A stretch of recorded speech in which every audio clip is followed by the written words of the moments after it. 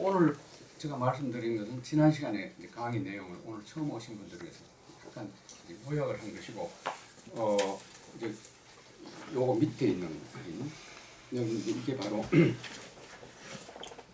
윷을 칠 때 윷이 이렇게 이제 윷가지가 이렇게 오픈될 때마다 점을 하나씩 점수를 주지 않습니까? 그러니까 돈을 이제 하나에 엎어졌으니까 1점, 개는 2점, 그런 3점, 윷은 4점 이렇게 된단 말이에요. 근데 문제는 뭐냐 하면 그렇게 될 것 같으면 바로 여기 지금 까만 부분들은 이게 엎어져 있는 경우예요. 그러니까 엎어져 있는 경우는 점수를 주지 않았잖아요. 그러니까 점수를 주지 않았는데 왜 뭐는 다 이렇게 엎어졌는데도 5점을 주느냐 하는 그겁니다. 그러니까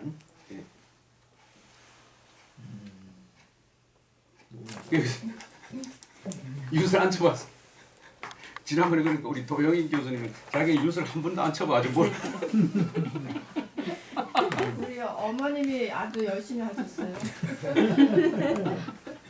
이 도경을 윷보도 모르죠.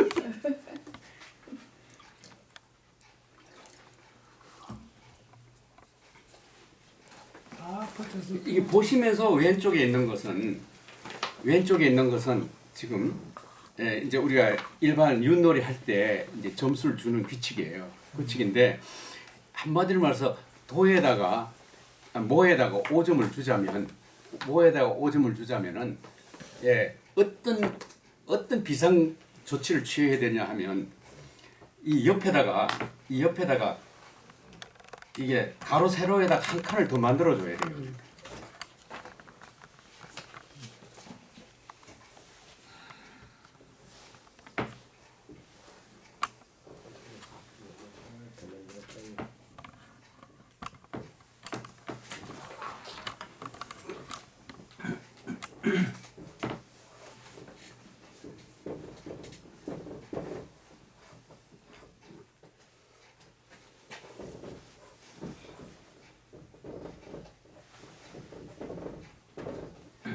이 도지 않습니까? 그렇죠? 도, 개, 걸, 윷, 뭔데?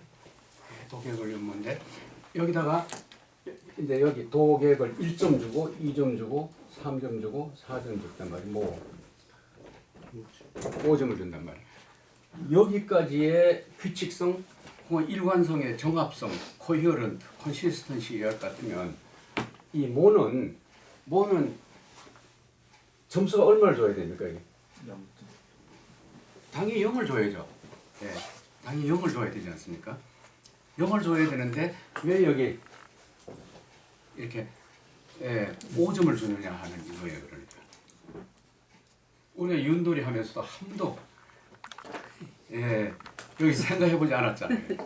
이게 한국 사람들의 사고방식 일관성이 깨지는 거잖아요.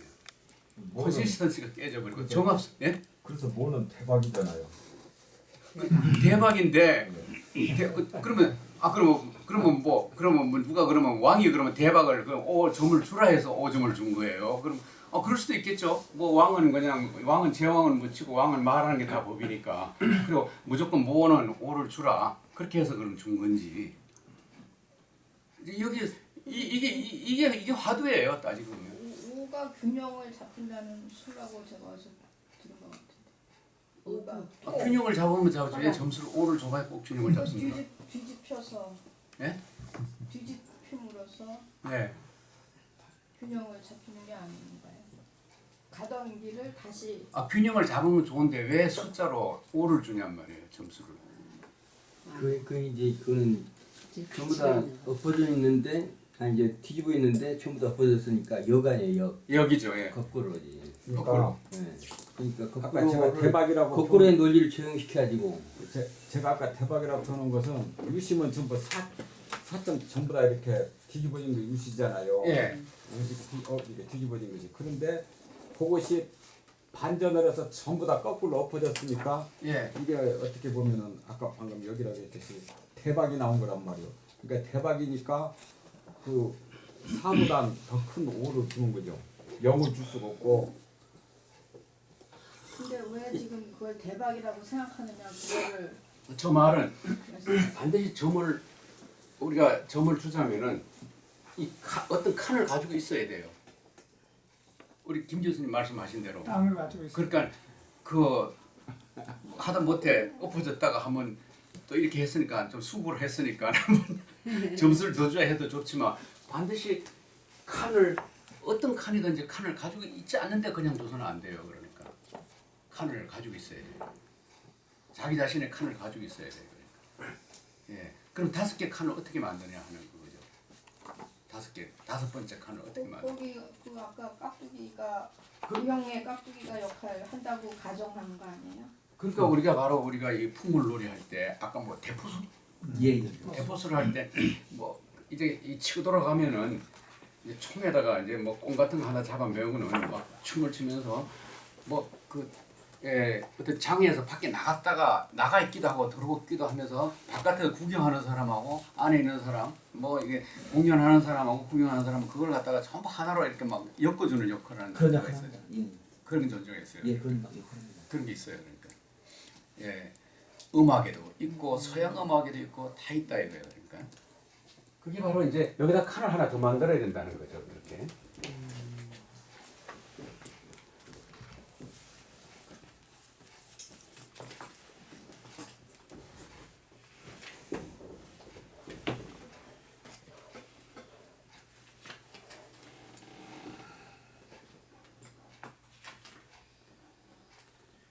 이렇게 이제 대각선을 이렇게 그으라는 거예요. 그러니까 예, 대각선.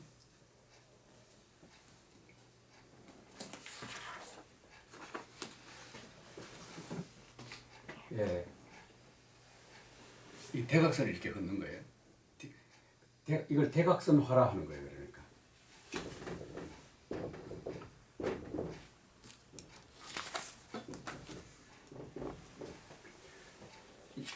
여기서 이제 바로 소위 이거 지난 시간에 이제 강의 제가 안 한 거예요. 대각선 논법이 나오는 이제 지금부터 나오는 이거 거기 있어요. 예.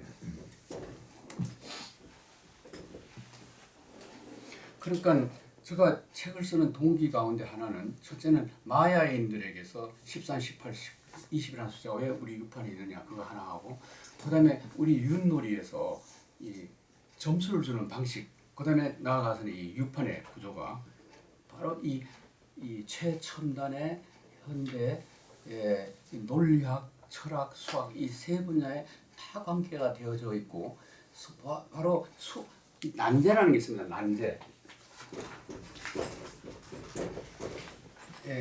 풀지 못할 난제 거리가 있어요. 아포리아라고 하거든요. 난제. 이 난제거리 가운데 하나가 바로 뭐냐면 이게 원은 여기다 실을 이렇게 묶었다가 이 수위를 이렇게 묶어 이렇게 잡아 빼면 한 군데 이렇게 모아지죠. 그러니까 공에다가 실을 묶었다가 이렇게 하면 되는데 도넛 있지 않습니까? 도넛은 그게 안 돼요.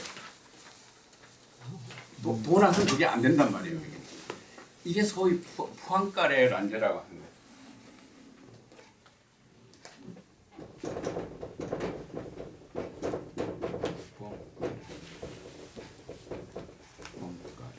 원은 이렇게 실을 감아서 하고 이렇게 딱 모아서 이렇게 모아지는데 왜 도넛에서는 그게 안 되는가?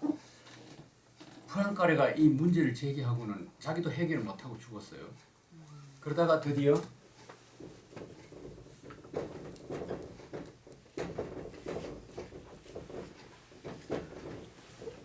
이거 소련 수학자 이거 여러분 누구 아주 이름도 대보세요. 아실 텐데 노벨상 그 펄즈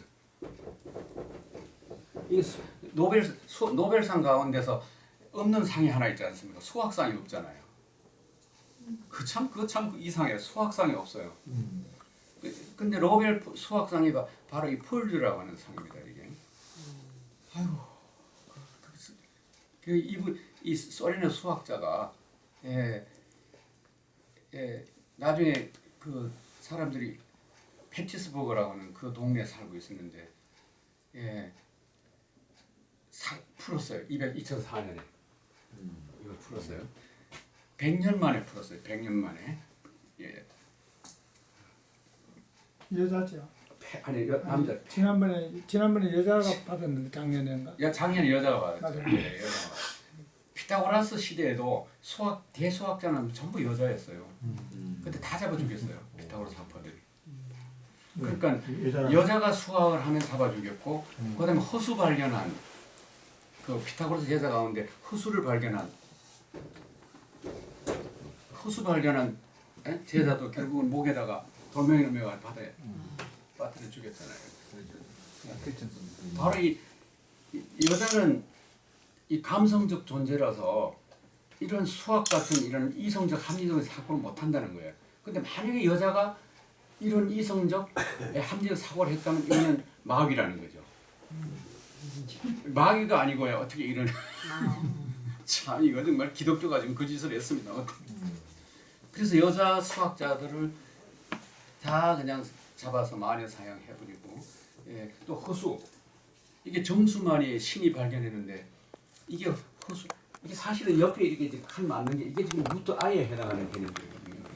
이게 여기가 이게 실수가 이게 들어가 있다면 반드시 여러분 이 실수 바깥에 허수가 있는 거. 여러분 실수가 더 많을 것 같아요. 허수가 더 많을 것 같아요. 유리수가 더 많을 것 같아요. 무리수가 더 많을 것 같아요. 우리가 지금 생각할 때 무리수가 뭐 이 파이 같은 뭐 이런 것만 알고 있기 때문에 몇 개 안 되는 걸 알고 있죠.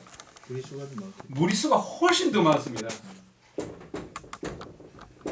1, 2, 3, 4 같은 게 이런 게 실수한 바로 무리수는 요 사이에 이렇게 끼어 있는 숫자들이거든요. 그러니까 무슨 말이에요? 그러니까 엄청나게 무리수가 더 많은 거예요.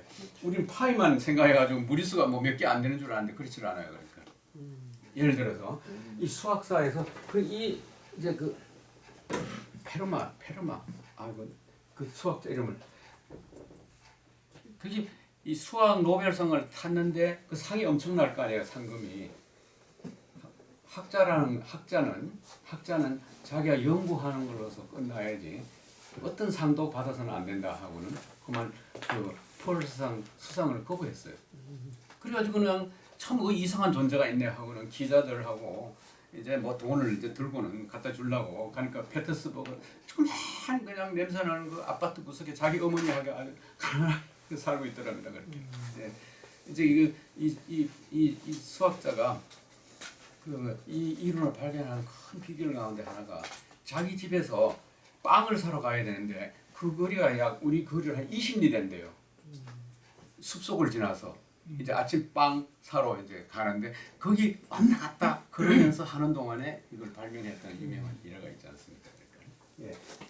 드디어 이 푸앙카레 난제 이게 좀 수학이 그동안 100년 동안 풀지 못하는 걸 풀었고 이제는 더 이상 뭐 논란이 되지 않습니다. 그 가운데 하나가 바로 이 대각선 논법. 예. 이거 풀었다고도 할 수 없고 못 풀었다고도 할 수 있는 게 바로 대각선 논법이에요. 그래서 제가 지금 2000년대에 들어와서 쓴 책들이 전부 대각선 논법과요. 지난번에 제가 보여드렸죠. 대각선 논법과 그 조선역. 그다음에 지금 이제 곧 나올 책이 대각선 논법과 정역. 그다음에 이제 대각선 논법과 명리학. 뭐 대각선 논법과 우리 악학개론 뭐 이런 식으로 전부 계속 이제 대각선 논법. 그때 책이 하나가 전부 다 이렇게 이게 대각선 논법이라는 게 뭐냐면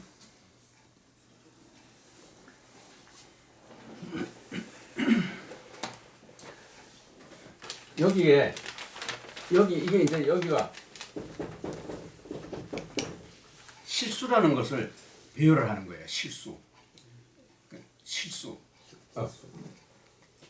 실수라는 수를 여기다가 다 배열을 할 때 여기도 쭉 무한으로 나가요. 그럼 여기도 밑으로도 또 완전히 무한으로 이렇게 배열될 수 있어요.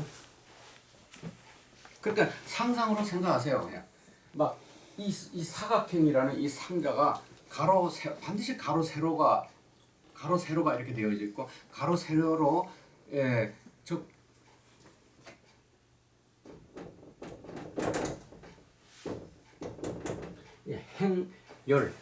행열이라 읽으면 안 됩니다. 항열이라 해야 돼. 항열이라 해야 돼. 항자를 해야 돼.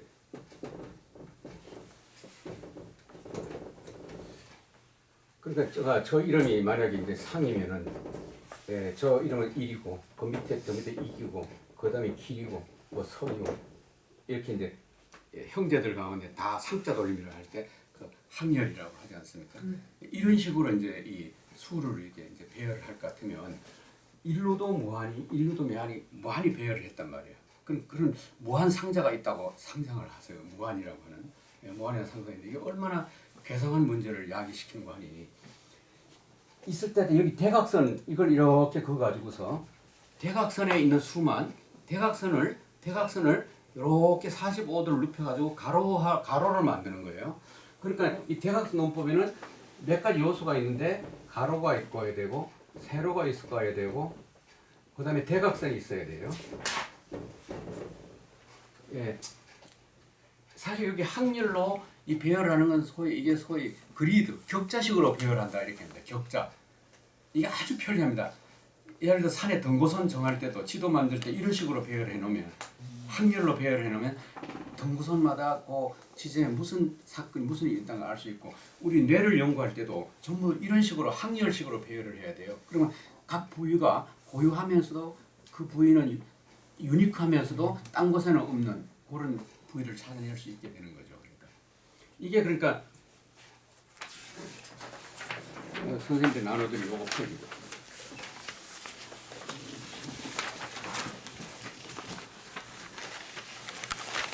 이걸 가서 소위 뭐라고 그러냐면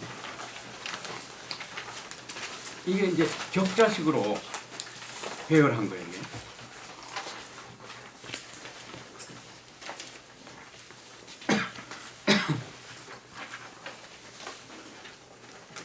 여기서부터 우선 이게 근태리진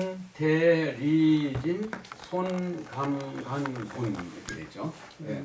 근태리진 손. 그러니까 뭐 여기서 이렇게 나가든지 뭐 여기서 이렇게 나가든지 별로 상관없어요. 예. 근태리진 손감간군. 그다음에 똑같은 근태리진 손감군을 또 이렇게도 근태리진 손감간군.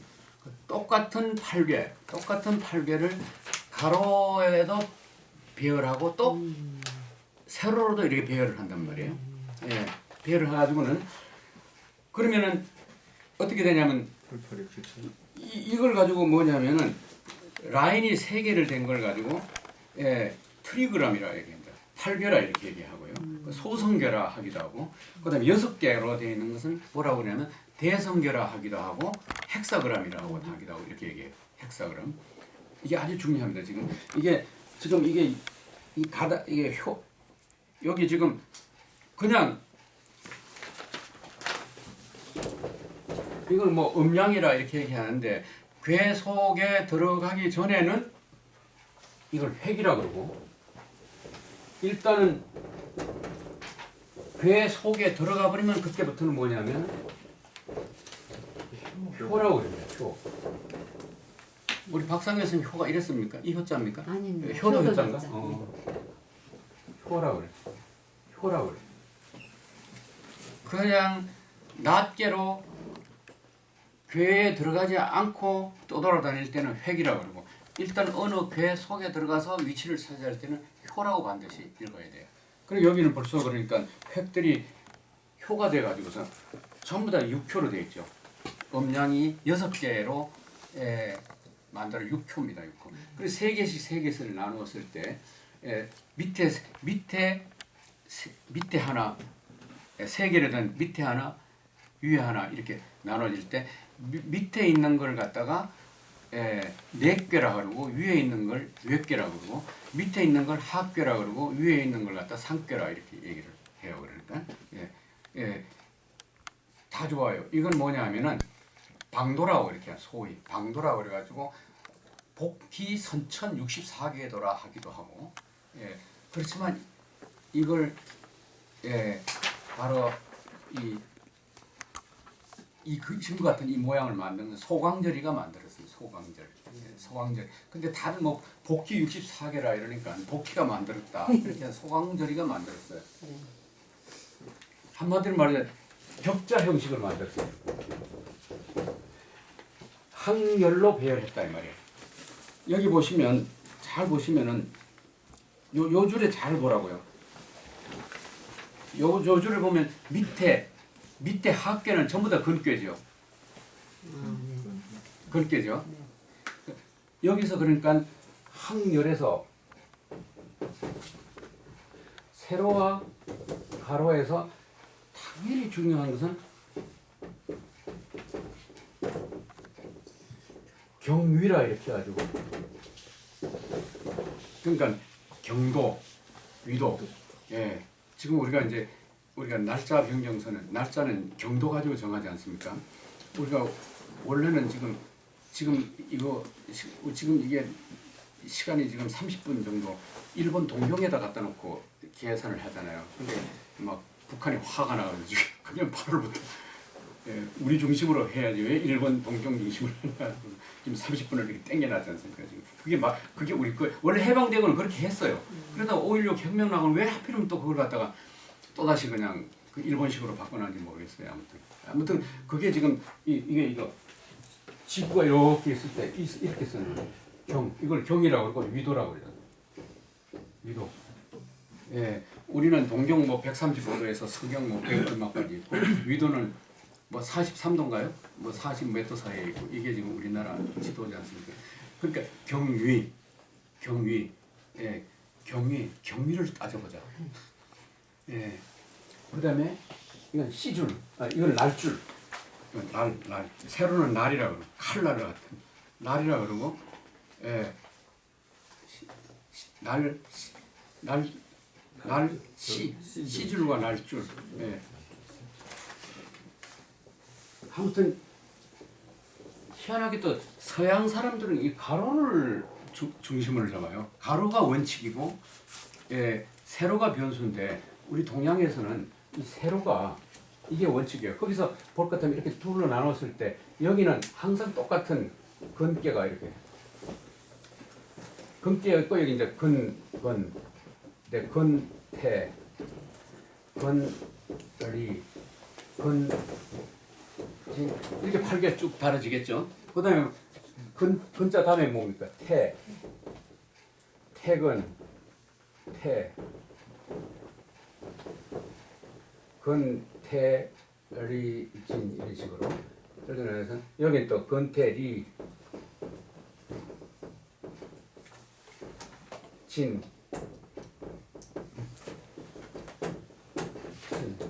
이게 뭐 8칸씩 나누면 이제 8개가 다 이렇게 비율이 되잖아요. 이게 거꾸로 됐네. 거꾸로 됐어요. 예, 이게 정산도에서 만든 주역의 소통이라는 책에서 제가 이렇게 해가지고 왔는데 상관없어요. 여기서부터 시작을 해도 그냥 여기도 중요한 건 뭐냐면 이 격자식으로 표현할 때 항상 세로를 기준으로 해가지고 세로는 변하지 말아야 되고, 예, 가로는 이제 변화해야 되는데 가로 세로에 똑같은 걸 배열해야 된다는 거예요. 예, 이건 전체이고 이거는 다예요. 우리 이제 한 사상에서 일과 다라고 할 때 일과 일이 세로는 항상 일이고 가로는 항상 다예요. 한이라는 개념 속에 하나와 여럿이 있다고 할 때, 예, 세로가 하나이고 가로가 여럿이 돼요. 그러니까 세로 하나에다가 가로 여러 개를 갖다가 이렇게 매치를 시켜야 되는 거예요. 이걸 가지고 소위 이제 복희 64계도 혹은 선천 64계도. 복희가 가진 거 아니에요. 소강절이 했어요. 소강절 이렇게 했어요.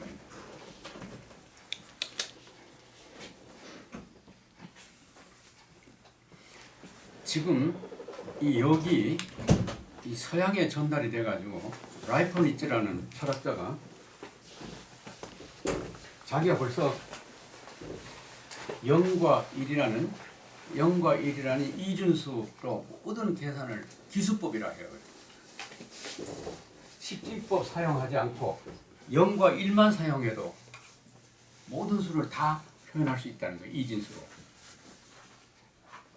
이게 바로 라이프니츠가 자기가 발견했다는 거예요.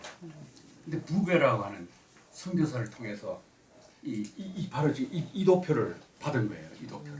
이도를 받아 너무 자기가 그냥 그냥 손으로 발로 춤을 춰도 기뻤다고 하지 않습니까? 예, 그렇지만 자기가 벌써 이걸 알기 전에 10년 전에 자기는 벌써 이걸 알았다. 예, 이진수 기수법. 이 컴퓨터는 지금 10진수 사용하면 안 됩니다. 10진수 사용하면 큰일 나요. 10진수로 컴퓨터에 넣어놓으면 이 집채만한 컴퓨터를 사용해도 논문 한 페이지 쓰기 힘들어요. 이진수를 사용해야지 지금 이런 이 컴퓨터 다 나올 지경이 됩니다. 왜 그런 줄 아세요? 십진법을 사용하면 안 되는 이유가 왜 그런 줄 아세요?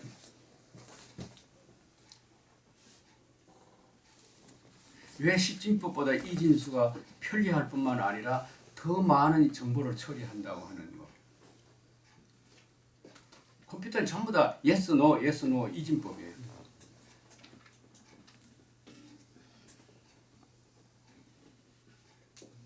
왜 그럴까 하는 거. 그러니까 모든 걸 계산을 하게 되면은 계산을 할 때 사용하는 도구가 있어야 돼요. 사용하는 도구가 너무 복잡하면은 그것이 방해가 돼가지고 계산을 또 못하게 돼요. 그러니까 예를 들어 십진법을 만약에 사용하게 되면 컴퓨터가 10개의 숫자를 인식을 해야 계산이 되는 거예요. 아시겠죠? 근데 이진법을 사용하면 제로하고 1만 두 개만, 그러니까 뭘 계산하는데 사용하는 숫자, 그거는 간단해야 돼요.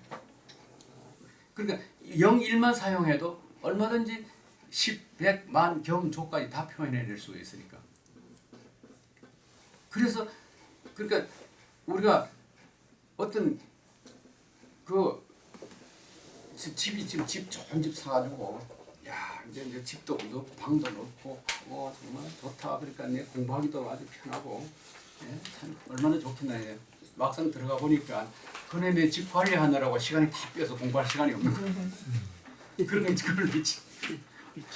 그러니까 아주 간소하게 뭐 청소도 그냥 한 일주일에 한 번 해도 되고 정도로 아주 간소하게 해놔야지 내가 공부하려는 목적을 달성하겠다서 똑같은 원리라고 보면 돼요.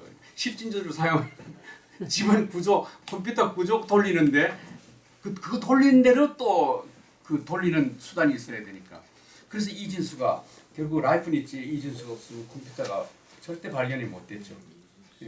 그러니까 이게 바로 이제 우리 이제 지금 우리 그 역을 보고 라이프니츠가 황홀한 이유가. 근데 우리 이 역은 이제 이진수가 아닙니다. 이진수가 아니에요.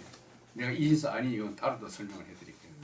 그래서 결국은 그 이제 항열로 이렇게 상계, 하계, 상계, 네개 이렇게 해가지고 이제 매를 하니까 8개니까 64개가 하나의 사각형 안에 딱 그냥 배열이 되고 아주 그야말로 정말 질서정연하고 이 소위 우리가 쉽게 얘기하면 컨스트럭터블 구성 가능해요. 하나도 비합리적인 것이 여기 섞여 들어갈 이유가 없어요. 아주 합리적으로 우리가 족보 닦을 때 이렇게 항열을 맞춰가지고 딱 해놓으면 얼마나 지금 이름만 들어도 뭐 어떤 가문에 뭐 무슨 김씨 어디 뭐 알면 다 알 정도로 간편하잖아요. 이제 요는 중요한 게 뭐가 중요하냐면은